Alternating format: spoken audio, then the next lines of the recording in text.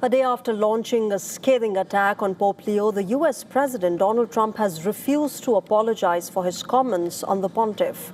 Speaking with reporters at the White House, Trump repeated his charge that Pope Leo is weak on crime and is against his policies on Iran. No, I don't, because Pope Leo said things that are wrong. He was very much against what I'm doing with regard to Iran, and you cannot have a nuclear Iran. Pope Leo would not be happy with the end result. You have hundreds of millions of people dead, and it's not going to happen, so I can't. Now, Trump also defended an AI-generated image depicting him as a Jesus-like figure. The image was posted on his Truth Social account shortly after his comments on the Pope. But when asked about the image, Donald Trump denied that he was trying to look like Jesus Christ.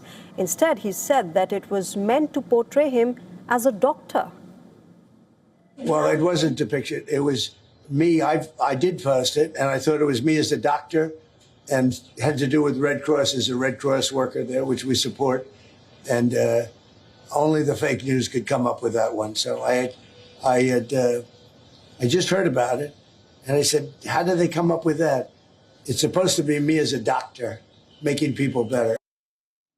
Meanwhile, Italian Prime Minister Giorgia Meloni offered support to Pope Leo after the pontiff was sharply criticized by Donald Trump.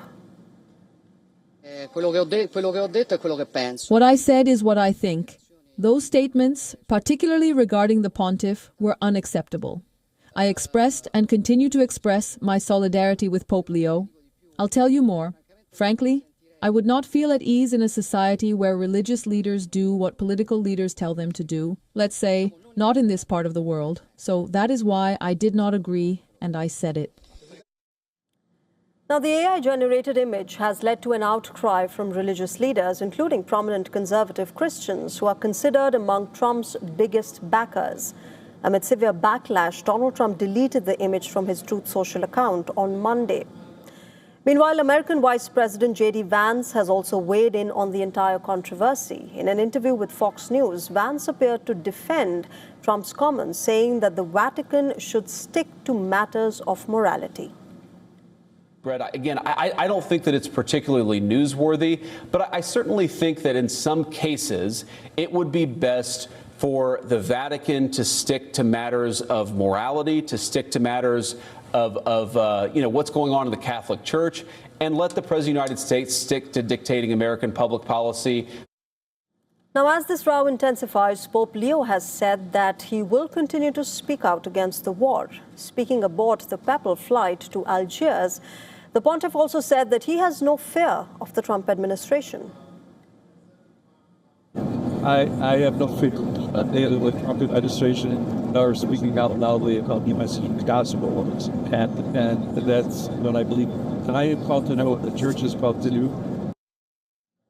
The escalating feud has prompted criticism from Catholics, many of whom see Donald Trump's comments as crossing a red line.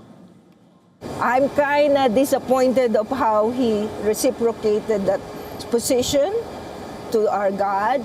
But that's his opinion, and I will pray for him. That's all I can say. Last year, after the death of Pope Francis, Donald Trump had posted a photograph of himself as the Pope, and he had joked that he would like to be the next Pope.